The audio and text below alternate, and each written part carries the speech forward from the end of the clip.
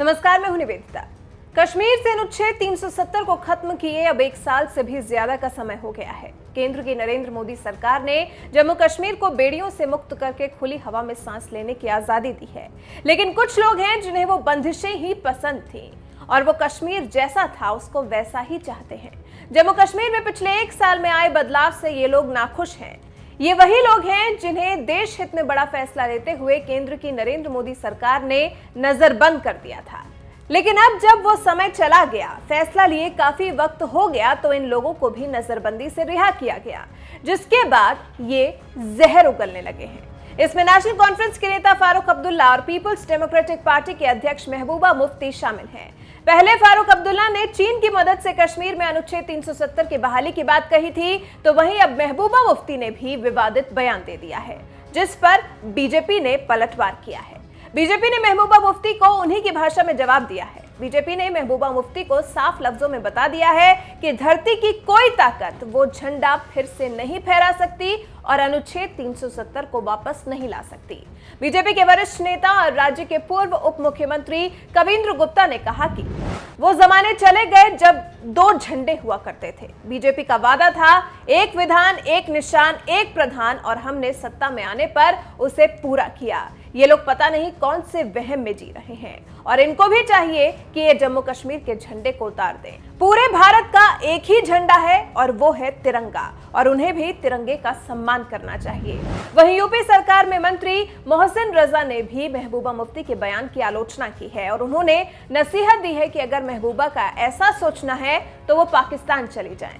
मुफ्ती को राज्यसभा सांसद राकेश सिन्हा ने भी अपने बयान के जरिए सीधा रास्ता दिखाया है। कह दिया है आर्टिकल 370 संविधान का नहीं बल्कि राष्ट्रीय अभिलेखागार का विषय है, ना ही अब आर्टिकल 370 कभी वापस आएगा और अब ना तो वो ही कभी सत्ता में आएंगी। तिरंगे वाली बात पर राकेश सिन्हा ने कहा कि वो तिरंगे की बात कर रही हैं। तिरंगा उनका मोहताज नहीं है, वो 130 करोड़ जनता के सम्मान और देश की संप्रभुता का प्रतीक है। इसका जो कोई भी अपमान करेगा उसे देश की जनता और संविधान खारिज कर देगी। वहीं केंद्रीय मंत्री जितेंद्र सिंह ने भी महबूबा मुफ्ती के बयान पर अपनी भड़ास निकाली है। On the one hand, she claims to be the so-called mainstream politician of India, and on the other hand, she has reservations in carrying the tricolor, which happens to be the national flag of India. And this is what we have been maintaining for the last several years, that the so-called political parties, the so-called political leaders of Kashmir, whether they be from the PDP or from the National Conference, they sometimes tend to be even more dangerous than the apparently identified separatist groups and separatist leaders, because they have cultivated the art and craft of swearing by Mother India, saying Bharat Mata ki Jai when in the position of power. The moment they are ousted out of power, they start swearing by Pakistan, they start questioning the integration of Jammu and Kashmir, they start raising questions on the sovereignty of India. In other words, they follow a policy of hunting with hounds and running with hare, and they've been getting away for the last several years. And therefore, I think this is now also yet another instance of the duplicity of these so-called mainstream political parties and their leaders getting exposed before the people of India. वहीं कांग्रेस के प्रवक्ता रणदीप सुरजेवाला महबूबा मुफ्ती के बयान के बहाने अब BJP को घेरने में लग गए हैं। सबसे पहले तो सुरजेवाला ने महबूबा मुफ्ती की रिहाई के समय पर सवाल उठाए हैं। पूछा है कि बिहार चुनाव के वक्त ही महबूबा मुफ्ती को नजरबंदी से क्यों रिहा किया गया। इसके बाद सुरजेवाला ने कहा कि वो किसकी सहयोगी थी। सुरजेवाला ने इसे बीजेपी के साथ समझौता करार दिया है। कहा है कि बीजेपी इन चुनावों में बिहार के बारे में बात करने के अलावा सब कुछ बोलेगी। सुरजेवाला ने कहा कि महबूबा मुफ्ती ने हमेशा पाकिस्तान का शुक्रिया अदा किया है। आपको बता दें, महबूबा मुफ्ती के बयान से हर किसी का बौखला जाना इसलिए जायज है क्योंकि जिस प्रेस कॉन्फ्रेंस में महबूबा मुफ्ती ने बात कही, उस वक्त उनके टेबल पर जम्मू कश्मीर के झंडे के साथ पार्टी का झंडा रखा था। जम्मू कश्मीर के झंडे की तरफ इशारा करते हुए कहा कि जब तक मेरा झंडा हमारे पास वापस नहीं आ जाता, मैं कोई दूसरा झंडा नहीं उठाऊंगी। फिलहाल मेरा झंडा मेरे सामने है।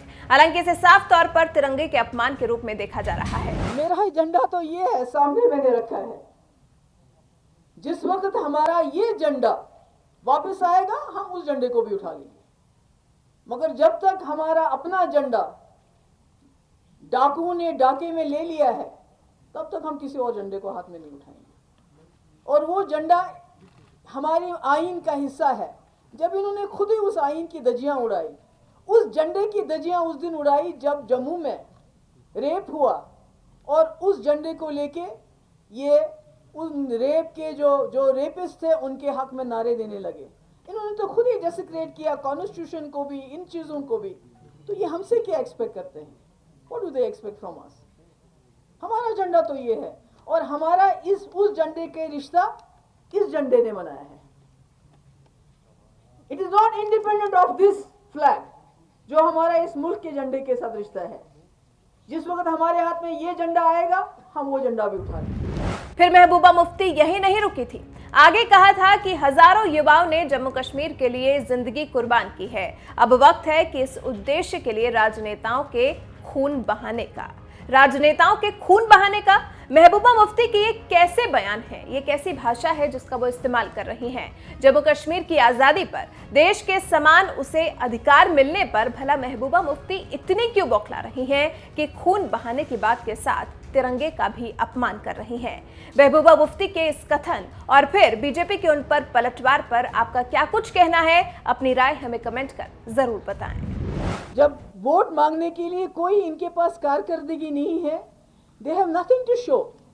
क्या कहते हैं? आप जम्मू कश्मीर में आप जमीन खरीद सकते हो, हमने 370 वहां से हटा दिया। उसके बाद बोला कि हम मुफ्त के वैक्सीन देंगे, मगर आज वजीर आजम को, नरेंद्र मोदी जी को फिर 370 की बात करनी पड़ी वोट के लिए। यानी हमें समझना चाहिए कि ये सरकार जो इस मुल्क के मसले मसाइल हैं उनको सुलझाने में नाकाम हो गई है। और चूंकि चाहे इकोनॉमी हो, अब हम बांग्लादेश से भी पीछे चले गए हैं, चाहे एम्प्लॉयमेंट की बात हो, चाहे दूसरे तरक्की की बात हो, उसमें नाकाम हो गए हैं। तो क्या करते हैं? They are flogging minorities, they are flogging Kashmir. इन्होंने पहले ही मीडिया में कश्मीरियों को, मुसलमानों को, even Dalits for that matter, demonise किया हुआ है। और जब ये किसी महाज पे फेल हो जाते हैं तो इनको कश्मीर 370 याद आता है। जहां तक चाइना का सवाल है, वो एक हकीकत है कि उन्होंने 1000 स्क्वायर किलोमीटर वो हमारा अभी तक हड़प कर चुके हैं, उस पर कब्जा कर चुके हैं।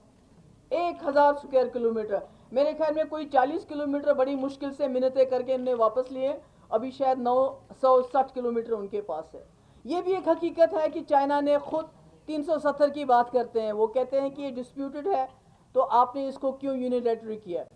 तो ये तो एक हकीकत है कि चाइना जो अभी हमारे बॉर्डर्स पे है, वहाँ से उत्तराखंड दूसरी जगह से भी आ रहा है, ये तो you can't deny it, it's a fact. It's a fact कि 370 हटने के बाद जम्मू कश्मीर इससे पहले इतना इंटरनेशनल व्यू में कभी नहीं आया जितना इसके बाद आया। तो these are all realities, you can't deny them.